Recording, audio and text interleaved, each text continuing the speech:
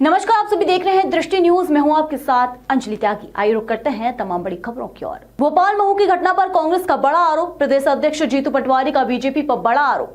महू की घटना में बीजेपी के कार्यकर्ताओं नेताओं के रिश्तेदार भी हैं शामिल। महू की घटना में बीजेपी के कार्यकर्ताओं नेताओं के रिश्तेदार होंगे शामिल। महिला अपराधों में हमेशा बीजेपी कार्यकर्ता क्यों शामिल रहते हैं? महिला संबंधी अपराधों में सबसे असुरक्षित है मध्य प्रदेश। महू की घटना, जो सामने आए लोग बलात्कारी जिन्होंने लूट की थी, वो बीजेपी से जुड़े हुए लोग आए। बीजेपी के रामकरण भामर, उनके रिश्तेदार भी उसमें शामिल हैं, जो बीजेपी के एक दिन पहले जिला पंचायत अध्यक्ष भी रहे। तो मैसेज क्या है? मैसेज ये है कि बीजेपी के लोग ही क्यों पीछे होते हैं? अनाचार, अत्याचार, महिलाओं के बलात्कार, क्या कारण है कि जहां भी दलितों पे अत्याचार होते हैं बीजेपी के लोग आते हैं? यानी कानून की खुली छूट बीजेपी के कार्यकर्ताओं को मिली है। मोहन भैया, लगाम कसो। जब वो मुख्यमंत्री थे, अब देश के कृषि मंत्री हैं, लाभ का धंधा बना हुआ। 3100 धान के दाम और 2900 गेहूं के दाम हुआ। अभी 6000 रुपये की किसान मांग कर रहे हैं, 4800 रुपये का झुंझुना देने की कोशिश कर रहे हैं सोयाबीन को लेके। मतलब कुल मिला के किसानों के साथ जितना अन्याय और अत्याचार शिवराज सिंह और बीजेपी ने किया, किसी ने नहीं किया। कांग्रेस पार्टी की डिमांड है, आपने जो रामायण और गीता जैसे वचन पत्र में 3100 और 2900 धान और गेहूं की बात की थी, उस पर 9 महीने में एक शब्द भी क्यों नहीं बोला आपने? और 6000 रुपये सोयाबीन के भाव क्यों नहीं मिलना चाहिए?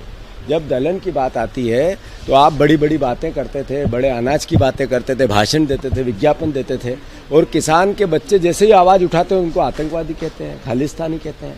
वो MSP पे कानून की बात हुई थी, आज तक एक शब्द भी नहीं बोले। शिवराज जी यहाँ के वोट से वहाँ चले गए, देश के कृषि मंत्री बन के यहाँ झूठ बोले, अब वहाँ झूठ बोल रहे देश से। तो हम देश के सामने इनका चेहरा बता रहे हैं, बीजेपी का चेहरा बता रहे हैं, मोहन यादव का चेहरा बता रहे हैं। सस्ता होता है तो आप किसानों को दुत्कारते हो, और महंगा हो जाता है तो बाहर से आयात कर लेते हो। आखिर लहसुन फेंकना पड़ता है जब सरकार क्यों नहीं जागती है? और लहसुन थोड़ा महंगा हुआ तो आयात कर लेती है। यानी ये सरकार का दोगलापन है या नहीं है? सवाल है किसान भाइयों। जब सोयाबीन सस्ती है, इसके पीछे राज क्या है? राज है कि अडानी पाम ऑयल लेके बाहर से आते हैं, अडानी एग्रो करके कंपनी, उनको लाभ मिलता है और आपको घाटा होता है। ऐसे ही लहसुन सस्ता होता है तो ये लहसुन बाहर से आ रहा है, इसके पीछे कौन है? तो अडानी जी की कोई कंपनी निकलेगी। तो जो राहुल गांधी जी बार बार बात कर रहे हैं कि ये हम दो हमारे दो की सरकार है, अडानी और अंबानी की सरकार है, नरेंद्र मोदी और बीजेपी की सरकार नहीं है। केजरीवाल जी को जमानत मिली, इसका मतलब न्याय जिंदा है।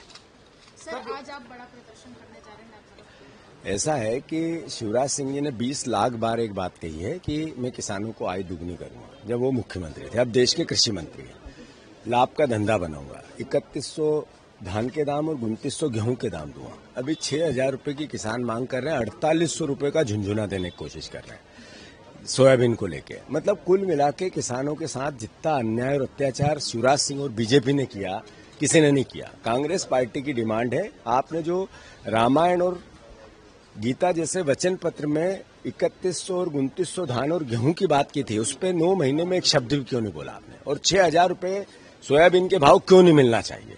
जब दलहन की बात आती है तो आप बड़ी बड़ी बातें करते थे, बड़े अनाज की बातें करते थे, भाषण देते थे, विज्ञापन देते थे, और किसान के बच्चे जैसे ही आवाज उठाते हैं उनको आतंकवादी कहते हैं, खालिस्तानी कहते हैं।